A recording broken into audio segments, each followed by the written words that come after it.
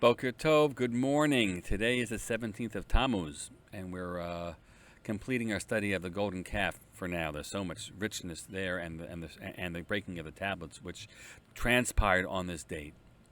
And I want to have us actually today just look in between the two, between the worship of the golden calf when it begins, and the destruction of the tablets by Moshe on the other hand. And to look at what happens when God tells Moshe what transpired.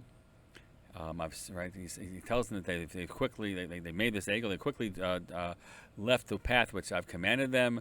They are amkshei orf. They are stiff-necked, as we talked about. And God says, "Let me be, and let my wrath be kindled against them, and I will finish them off.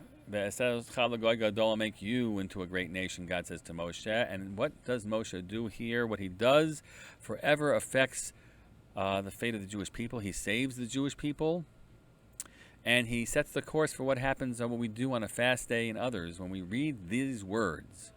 Vayichal Moshe Penei Adonai Elohav, and Moshe entreated God. And he said to him, "Vayomer Lama Adonai Yechereh Pacha B'yamecha Asher Hotzeita Me'eretz Mitzrayim B'koach Gadol B'yad Chazakah." Why, God, should your wrath be kindled against your people, who you brought forth from Egypt with great might and with a strong hand? Why should the Egyptians say that you took them out here to destroy them in the wilderness? And remember their ancestors. And these are basically three different arguments he puts forth as a great lawyer. Three different reasons not to do this to the Jewish people. One is that you invested in them. Number two is that you don't want to. There's a chilul Hashem if you destroy your people. And number three, if not for them, remember the righteous ancestors with whom you had a relationship, and you made promises to them, and don't do it for these people. If not for these people, then at least have rachmanis for the sake of their righteous ancestors. This is what we do. This is what we lean on a fast day. These different elements, which are like, God, don't remember you wanted us.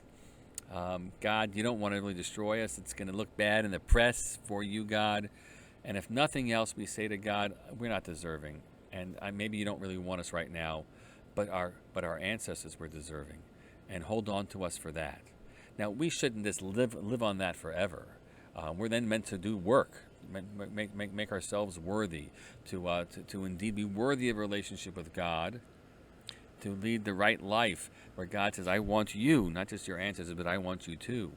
On a fast day, when we feel that we are bereft of sometimes of enough worthiness, or otherwise we still wouldn't be in the same matzah, the same situation that we're still in, we turn back to the others.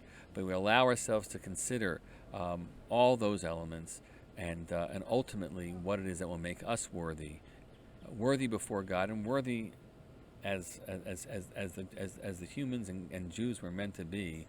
That's the work of a fast day. And so many other days as well. May this day be meaningful, and may God hear our prayers for our people, for all of us at this horrible time that we're finding ourselves in, for God to show His mercy upon us all, and want us the way we should be wanted.